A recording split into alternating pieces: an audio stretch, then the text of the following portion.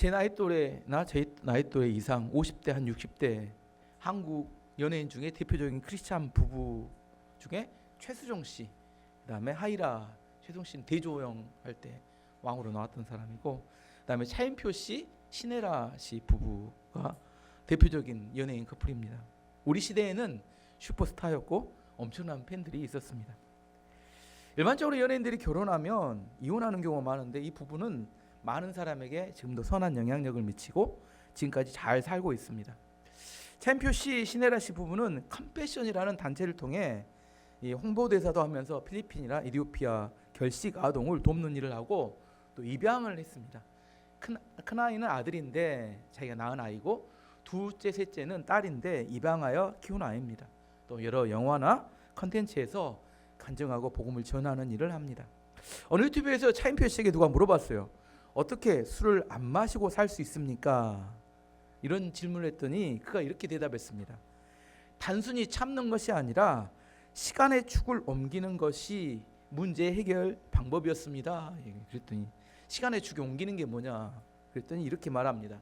자기가 술 마시는 시간을 분석해 봤더니 주로 저녁 8시부터 10시까지 술을 마시더래요. 그리고 기분이 좋을 때나 적적할 때 술을 마시더라는 겁니다. 그래서 그 문제를 해결하기 위해서 그 시간대를 세상에서 자신을 지워버려야겠다 이렇게 결심했다는 거예요. 그 시간을 지우는 방법은 뭐냐면 저녁 8시 전에 잠을 자고 새벽 일찍 일어나는 걸로 결심을 했다는 겁니다. 일찍 자고 일찍 일어나는 게 어떻게 쉬웠냐 그랬더니 처음 시작할 때는 너무 힘들더래요. 근데 그 시간만 되면 침대에 눕게 되었더니 이걸 반복했더니 그게 습관이 되더라. 그가 이런 말을 합니다. 내 의지로 싸우기 힘들 때 좋은 습관이 나를 대신에 싸워줍니다. 그리고 컨디션에 자기 자신을 맡기지 말고 자신이 결정하라 이렇게 말합니다. 매일 새벽 5시에 일어나는데 일어날 때 뭐라고 하냐면 오늘은 피곤하네 라고 컨디션에 휘둘리지 말고 오늘은 나에게 주어진 선물이다 라고 스스로 결정을 하라는 겁니다. 술 마시지 않는 것도 아침에 결정한 결정의 연장선상이다 그렇게 말합니다. 그리고 술을 끊기 위해서는 주변 환경, 인간관계를 변화하는 게 매우 중요하다. 술 안 먹는 사람을 친구로 많이 두고 술 먹는 사람을 친구로 끊으면 결국 나중에 남는 게 제가 결심했던 대로 술 안 먹는 사람만 남고 나머지는 다 친구들을 떠나더라. 술 먹는 친구들은 떠나더라. 반대로 말하면 이런 말입니다. 내가 술을 끊지 못하는 이유는 내가 원하지 않기 때문이고 결심하지 않기 때문이다 이런 말입니다. 챔피언 씨 말은 이런 말입니다. 술을 안 마시려고 버티는 게 아니라 술이 끼어들 틈이 없는 새로운 삶의 패턴으로 삶을 창조해야 내가 술을 끊을 수 있다 이렇게 말합니다. 이 이야기는 꼭 율법과 믿음의 차이하고 너무 똑같습니다. 율법은 최소한의 기준을 지키는 거라면 믿음은 물속에 몸을 담그는 거다. 지난주 이야기했던 이야기입니다. 물속에 몸을 담그면 물살이 세게 올 때 내가 그 물살을 따라가면 율법에서 벗어나 자유롭게 살 수 있게 됩니다. 우리가 물속에 들어가면 좀 시간이 지나면 어떻게 되냐면 어떻게 될까요? 뜰까요? 가라앉을까요? 뜰까요? 원래는 뜹니다. 부력이 있어서 원래 그 물리학을 안 배우셨어요? 물리학 시간에 보면 무조건 물속에 들어가면 부력에 의해서 물이 떠올라요. 근데 물속에 들어가서 힘을 쓰는 사람, 안간힘을 쓰는 사람은 물속에 꼬르르 빠집니다. 물속에서 자유롭게 되는 방법은 내 힘을 빼고 물에 내 몸을 맡긴 다음에 몸이 떠오르면 그 사람 뭐 하면 돼요? 팔을 저으면 전진하고 나갑니다. 힘을 빼야 되는 건데 수영장에서 자유롭게 물을 즐기기 위해서는 수영하는 방법을 배우면 됩니다. 수영법을. 자기 몸에 맞는 수영법을 배우면 속도가 점점 빨라지고 그다음에 오랫동안 수영해도 물속에서 가능합니다. 하지만 불필요한 힘을 쓰거나 불필요한 동작을 하면 물속으로 가라앉습니다. 무슨 의미냐면 물속에서 자유로워지는 방법은 물을 믿어야 합니다. 물을 믿어야 돼요. 물이 우리를 돕고 있다는 걸 믿어야 되는데 물을 못 믿으면 발버둥 치다가 두려움, 죽을지 모르겠다 물속에서 발버둥 치다가 물속에 점점 빠져갑니다. 율법은 뭐냐면 바울이 말한 율법은 어떤 일을 열심히 합니다. 안 돼요. 그러면 어떻게 해요? 더 열심히 합니다. 안 되면 어떻게 해요? 더 열심히 합니다. 그래도 안 돼요. 이 율법입니다. 지성이면 감천이다. 정성을 다하면 하늘이 알아준다. 이 율법입니다. 정성을 다해도 안 돼요. 권선징악, 선한 것을 하면 이렇게 복을 주고 악한 걸 하면 벌을 준다. 착한 사람이 불행해진다는 이야기를 했어요. 불행해진다. 착하게 하기 때문에 더 잘 된다 이렇게 이야기하지 않습니다. 이걸로 율법으로는 구원을 받을 수 없어요. 결국 율법을 지키는 것은 사람의 눈을 피하여 나중에 보면 이중적인 삶을 삽니다. 겉으로 사람들이 볼 때는 믿음이 좋은 척하는데 남들이 안 볼 때는 욕망의 노예가 됩니다.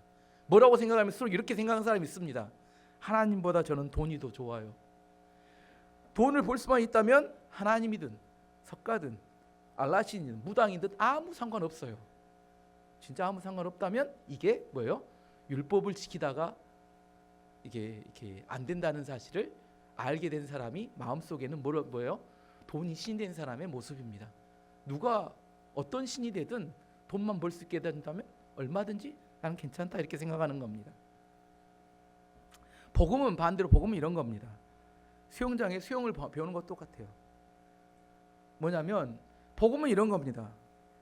우리가 구원받기 위해서는 우리의 죄를 십자가 지신 예수 그리스도를 믿을 때, 우리 죄를 대신해서 십자가 지신 예수 그리스도를 믿을 때 우리가 구원을 받을 수 있습니다. 우리의 죄는 모든 죄는 십자가의 예수님의 보혈의 피로 씻겨져야 합니다. 하나님께 보내신 성령 충만함을 입을 때 우리는 하나님의 자녀로서 잘 살 수 있습니다. 다시 우리가 구원받는 것에 대해 세 가지를 이야기해 보면 십자가에 우리 죄를 위해서 달리신 예수 그리스도를 믿어야 합니다. 그리고 우리의 죄는 십자가에 달린 십자가 예수님의 보혈의 피로 씻겨져야 합니다. 하나님 보내신 성령의 충만할 때 우리는 하나님 자녀로 살 수 있습니다. 이게 뭐냐면 수영장에서 자유형, 배영, 평영, 접영 이런 수영하고 똑같아요. 수영의 방법을 머리로 안다고 해서 수영장에서 수영을 할 수 있을까요?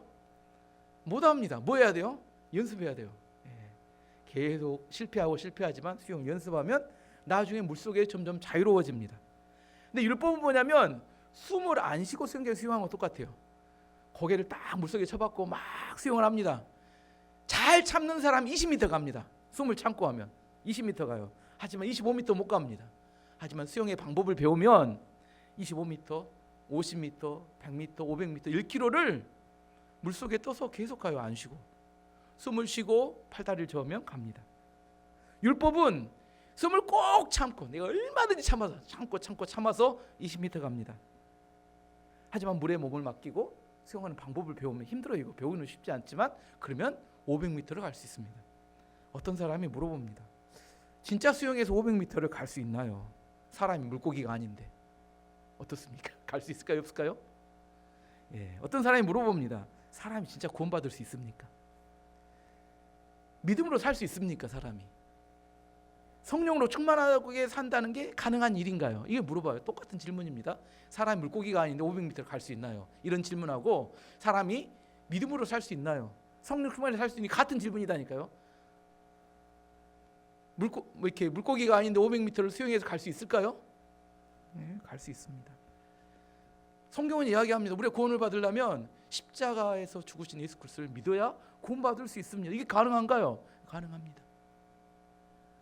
근데 머리로만 알고 있는 사람은 이게 머리로는 알고 있지만 실제로는 불가능하다고 생각합니다. 이번 주에 유튜브에서 네이버에서 만든 택배 로봇 리브루라는 그 택배 로봇 영상을 봤어요. 이 택배 로봇이 네이버에서 만들었는데 이 사족 보행 택배 로봇입니다. 이 서울에서 이렇게 북촌이라는 곳에 가면 골목길하고 이렇게 그 산동네로 올라가는 계단으로 이렇게 쭉 이어지는 그런 길을 따라 배송하는 거예요. 이게 일반적으로 평지에서 배송하는 이렇게 택배 로봇은 많은데 우리나라는 골목길이 많고 이렇게 그 산동네까지 이렇게 배송하는데 이게 너무 배송을 잘하는 겁니다. 이 차에서 이렇게 택배 차에서 이 로봇이 내려요. 등에는 이렇게 상자가 하나 있습니다. 그리고 이 골목길을 따라 그다음에 이렇게 계단을 쭉 타고 산땡에 올라가더니 딱 그 집 앞에 있더니 그 뚜껑이 딱 열리더니 택배가 딱 떨어져요. 그리고 그 로봇이 다시 어디로 돌아오냐면 이게 택배 차로 돌아와서 딱 탑니다. 그러면 출발을 해요. 근데 신기한 게 이 로봇에는 인공지능 반도체 칩이 없다는 거예요. 문해 로봇이라는 거예요. 카메라만 하나 달렸어요. 이 카메라 하나가 중앙에 있는 데이터 센터하고 계속 송시순하면서 정확하게 그 집에 가서 택배를 내리고 그다음에 배송하고 돌아온다는 거예요. 반도체 칩이 있으면 엄청 비싸지는데 뇌가 없어요. 반도체 칩이 없는 카메라만 하나 달린 로봇이기 때문에 가격이 엄청 싼데 이게 지금 상용화되기 위해서 열심히 준비하고 있다는 겁니다. 시행착오는 거치겠지만 이런 로봇이 배송이 자유로워지면 이전에 있는 사람 배송하는 배송으로 돌아갈 수 있을까요? 이 새벽 배송 아니라 이게 뭐 어떤 회사에 이게 자유로워지면 우리가 주문하면 2시간 이내에 배송이 되는 그런 시대가 올 거라고 이야기하는데 그 영상 보니까 참 대단하구나 그런 생각이 듭니다. 로봇과 인공지능은 지금 세상을 엄청나게 바꿔 갈 거라고 생각합니다. 오늘 본문으로 돌아가면 사도 바울은 갈라디아 교회 성도들에게 은혜로 구원을 받고 너희가 자유로워졌는데 어떻게 다시 율법으로 돌아갈 수 있느냐 이렇게 책망합니다. 11절 12절 말씀 보시면 내가 너희를 위하여 수고한 것이 헛될까 두려워하노라. 형제들아 내가 너희와 같이 되었은즉 너희도 나와 같이 되기를 구하노라. 너희가 내게 해롭게 하지 아니하였느니라. 갈라디아 성도들에게 복음을 전하기 위해 사도 바울이 그 갈라디아 성도들의 삶과 그들의 문화를 받아들였습니다. 그러니까 너희들도 나와 같은 믿음을 갖기를 바란다 이렇게 권면합니다.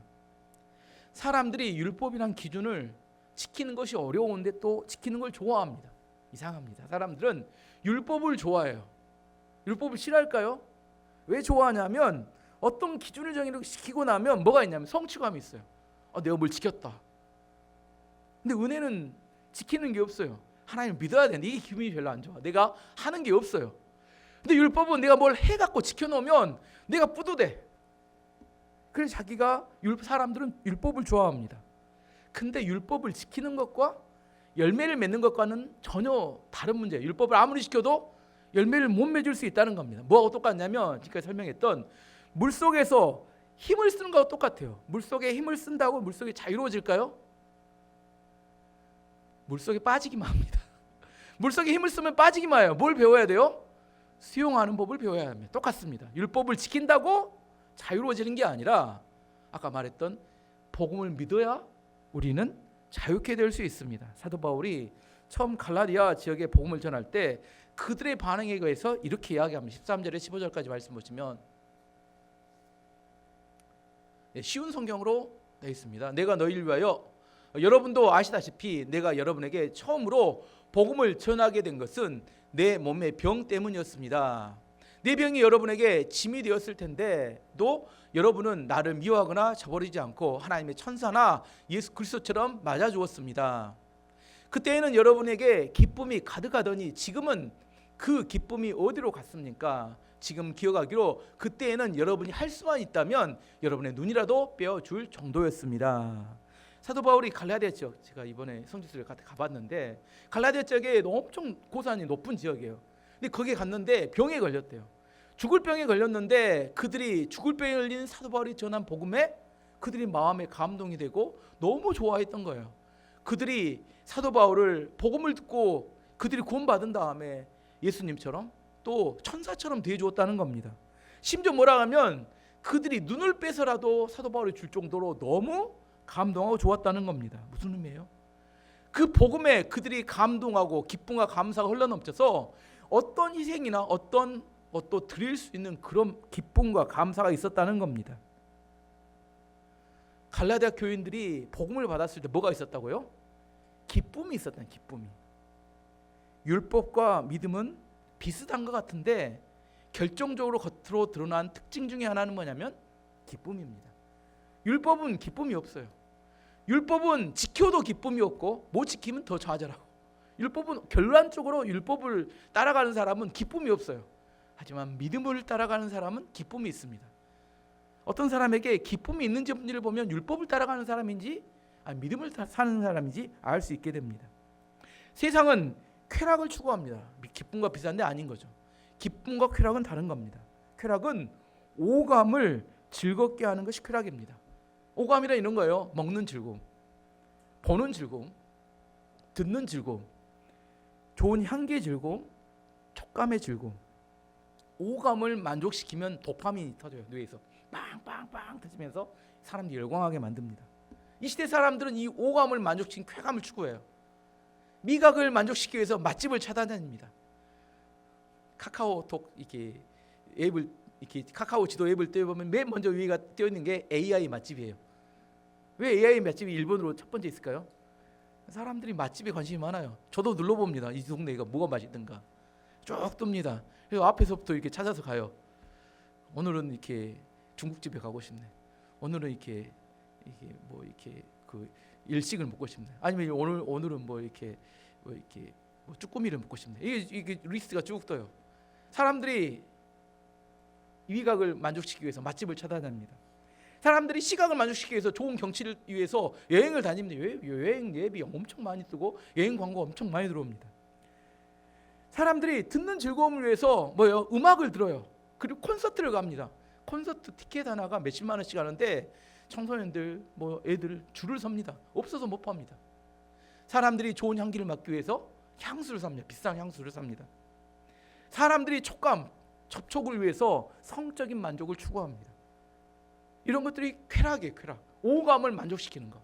나쁜 건 아닙니다. 하지만 이런 쾌락의 특징은 오래가지 못한다는 겁니다.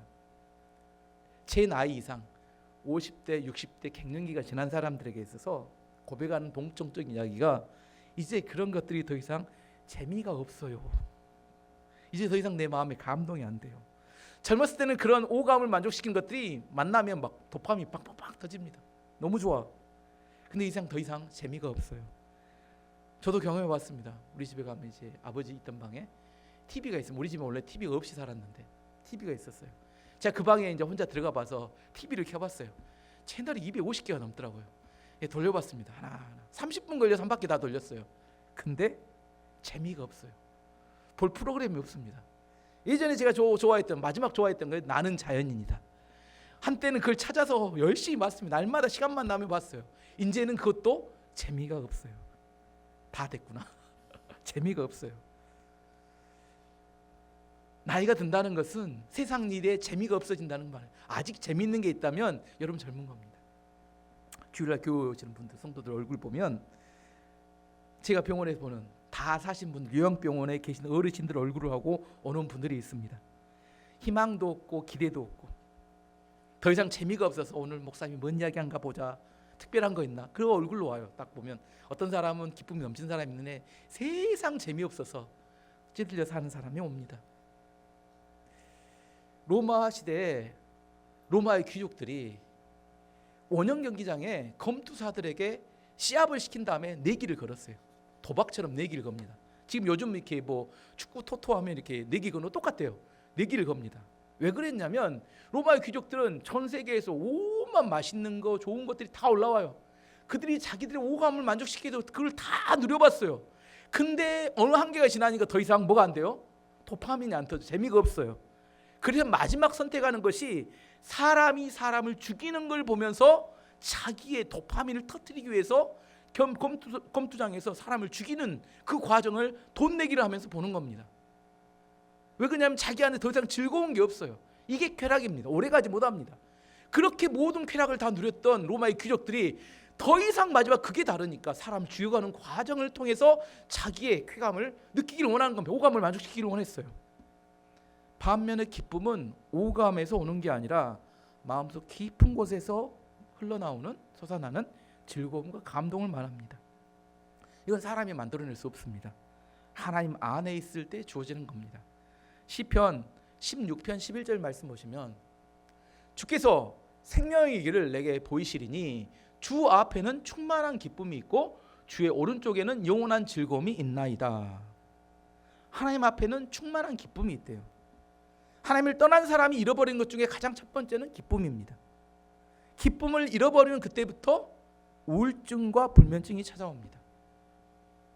요한복음 15장 11절 말씀 보시면 내가 이것을 너희에게 이름에, 예수님 말씀하신 겁니다. 이름은 내 기쁨이 너희 안에 있어 너희 기쁨을 충만하게 하려 함이라. 예수님께서 우리를 구원하신 이유에 대한 설명 중에 이런 겁니다. 우리를 구원하신 이유는 뭐냐면 예수님 안에 있는 기쁨이 우리 안에도 그 기쁨이 충만하게 하기 위해서 우리를 구원하신다는 거예요. 진짜 예수를 믿으면 우리 안에 기쁨이 충만해집니다. 우울증이 치료됩니다.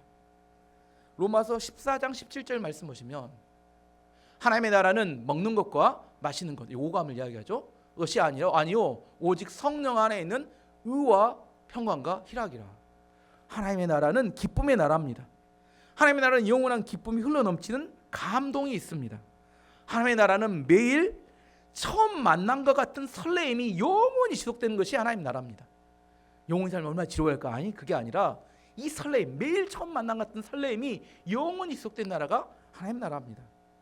데살로니가서 5장 16절 18절 말씀 보시면 항상 기뻐하라, 쉬지 말고 기도하라, 범사에 감사하라, 이것이 그리스도 예수 아래서 너희를 향하신 하나님의 뜻이니라. 우리를 향한 하나님의 뜻은 분명하다는 거예요. 항상 기뻐하고 쉬지 말고 기도하고 범사에 감사하는 것, 이거 하나님이 우리를 향하신 하나님의 뜻이라고 말합니다. 율법을 붙들고 사는 사람의 특징은 기쁨을 모릅니다.